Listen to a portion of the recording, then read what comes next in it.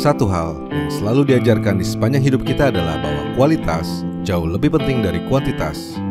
Namun sebelum kita dapat menentukan mana yang sebetulnya lebih penting, pengetahuan tersebut telah menjelma doktrin yang kita yakini dan mendarah daging dalam pikiran, lantas menjebak kita kepada suatu jalan buntu. Padahal, kuantitas menghasilkan kualitas merupakan hal paling purba dalam kehidupan, sebuah karakter alami yang ada pada manusia, sebuah rancangan yang secara de facto mendarah daging yang membentuk kita, kamu dan saya. Sebab beginilah yang terjadi. Semua kita adalah hasil dari perlombaan renang puluhan juta sperma menuju ovum untuk menyisakan satu atau beberapa sel yang paling cepat, paling kuat, dan yang paling berkualitas. Maka kita adalah kuantitas yang menghasilkan kualitas, dan kuantitas tinggi adalah kunci bagi kualitas yang tinggi. Di video ini, kita akan membahas topik tentang bagaimana kuantitas dapat menghasilkan kualitas. Saya akan menjelaskan mengapa hal tersebut tak cuma esensial, melainkan semakin relevan di era digital seperti saat ini. Saya akan menerangkan mengapa ora mutu, ora popo. Mari kita mulai.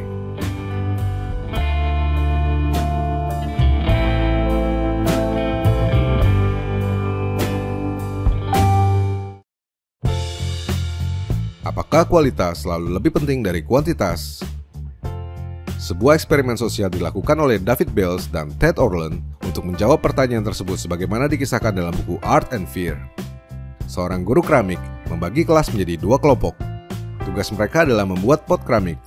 Kelompok pertama akan dinilai hanya berdasarkan kuantitas karya yang mereka hasilkan, sementara kelompok kedua akan dinilai hanya berdasarkan kualitasnya. Prosedur penilaiannya sederhana. Ketika kelas selesai, guru tersebut akan membawa timbangan dan menimbang pekerjaan kelompok pertama yang dinilai menurut kuantitas. Pot dengan berat 50 pon diberi nilai A, pot dengan berat 40 pon diberi nilai B, dan seterusnya. Sementara itu, mereka yang dinilai pada kualitas hanya perlu menghasilkan satu pot, sebuah pot yang sempurna, untuk mendapatkan nilai A. Hasil dari eksperimen ternyata cukup mengejutkan, di mana karya dengan kualitas terbaik ternyata semuanya diproduksi oleh kelompok yang dinilai berdasarkan kuantitas. Nampaknya, saat kelompok pertama yang didorong untuk menghasilkan kuantitas sibuk mengaduk-aduk tumpukan pekerjaan dan belajar dari kesalahan mereka, kelompok kedua yang didorong untuk menghasilkan karya berkualitas justru lebih banyak duduk, berteori tentang kesempurnaan, menghindari kesalahan, dan pada akhirnya memiliki lebih sedikit usaha untuk membuat pot. Dari sini kita diberitahu bahwa terobsesi untuk membuat sesuatu yang sempurna justru akan menahan kita dan membuat kita menemui jalan buntu. Malah mungkin terlalu sering kita jadikan alasan untuk menunda atau jalan di tempat. Masalahnya sempurna itu tidak ada, dan kualitas adalah hal yang sangat subjektif, perkara selera. Apa yang kita pikir hebat dan sempurna bisa jadi nampak biasa saja bagi orang lain. Padahal kita telah menghabiskan banyak sekali waktu dan energi untuk membuatnya. Lalu mengapa tidak membuat lebih banyak saja? Sebab di sisi lain, kuantitas tidaklah subjektif. Kuantitas justru menyediakan lahan yang subur dan gembur bagi kreativitas. Sebuah area yang luas untuk mencoba, berlatih, belajar dari kesalahan, bertumbuh dan bersenang-senang. Semua energi yang dibutuhkan untuk produktivitas. Dalam riset yang dilakukan oleh Adam Grant dalam buku Originals, disebutkan jika orang paling produktif tidak saja memiliki orisinalitas tertinggi, melainkan juga menelurkan hasil paling orisinal di masa mereka menghasilkan karya. Data menyebutkan, para jenius kreatif tidak lebih bagus di bidangnya dibandingkan rekan-rekan mereka. Mereka hanya menghasilkan lebih banyak karya, sehingga variasinya lebih banyak dan peluang orisinalitasnya lebih besar. Maka untuk meningkatkan peluang menghasilkan karya besar, diperlukan karya yang banyak. Untuk menghasilkan kualitas, diperlukan kuantitas.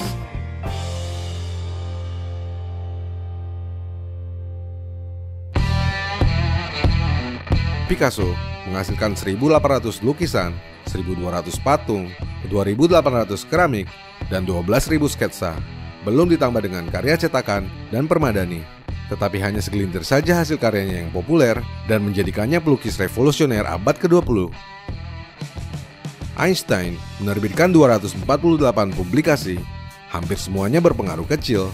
Tetapi makalah tentang relativitas umum telah mengubah dunia fisika dan menjadikannya ilmuwan paling tersohor sepanjang masa. Shakespeare menulis 37 naskah drama dan 154 soneta, tetapi kurang dari 10 saja yang terkenal yang menobatkannya sebagai penulis drama berbahasa Inggris terhebat dan dramawan termasyhur di dunia. Di bidang kreatif lainnya, sebuah penelitian terhadap lebih dari 15.000 komposisi musik klasik menyimpulkan bahwa semakin banyak karya yang dihasilkan seorang komposer dalam waktu 5 tahun, semakin besar kemungkinan ia berhasil. Mozart membuat lebih dari 600 komposisi, Bach menulis lebih dari 1000 komposisi, dan Beethoven menghasilkan 650 karya. Toh hanya ada 6 karya Mozart, 3 karya Bach, dan 5 karya Beethoven yang masuk dalam daftar 50 karya musik klasik terbesar versi London Philharmonic Orchestra. Sebagian besar karya-karya maestro terkenal itu ternyata tidak terkenal. Maka kesimpulannya, pandangan yang menganggap jika ingin menghasilkan karya bagus, kita harus membuat lebih sedikit adalah sesuatu yang keliru. Sebaliknya, hal yang barangkali lebih penting yang bisa dilakukan adalah dengan banyak bekerja, hasilkan banyak sekali ide, hasilkan banyak sekali karya. Peluang menghasilkan sesuatu yang lebih sukses adalah fungsi positif dari jumlah total ide yang dihasilkan. Sebab banyak orang gagal mencapai sukses karena mereka memiliki sedikit ide, lalu terobsesi untuk mengasahnya untuk menjadi sempurna. Padahal terobsesi untuk menjadi sempurna dengan dalih menghasilkan kualitas tertinggi adalah jalan paling mudah menuju kegagalan. Malah seringkali dijadikan alasan untuk menunda dan bermalas-malasan. Dan di era di mana kita terkoneksi sedemikian rupa melalui internet, ketika konten menjadi sebuah komoditi dan kebutuhan, ketika biaya publikasi sudah sangat murah, mengutamakan kuantitas dibanding kualitas menjadi semakin relevan. Kita tak cuma akan diuntungkan oleh kemudahan dan kecepatan teknologi yang ada, melainkan juga dukungan algoritma yang jamak digunakan. Dalam hal-hal yang bersifat kreasi, semakin cepat kita menghasilkan karya, semakin cepat pula kita mendapat umpan balik yang penting untuk pembuatan berikutnya.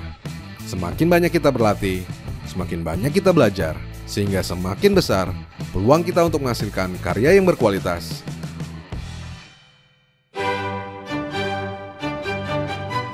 Kuantitas adalah jalur terbaik menuju kualitas. Kuantitas menghasilkan kualitas. Tentu saja, kualitas adalah hal yang sangat penting. Itulah tujuan sebenarnya yang ingin kita capai. Tapi pertanyaannya, berapa banyak yang telah kita kerjakan dan hasilkan hanya karena terobsesi dengan kualitas? Berapa lama kita jalan di tempat hanya untuk menghindari kesalahan agar menjadi sempurna? Berapa banyak hal yang kita mulai, lalu terkulai jadi bangkai? Sebab tak peduli apapun kondisinya, hampir saja tidaklah cukup. Hampir jadi berarti belum jadi. Hampir selesai berarti belum selesai. Saya, Rianto Astono.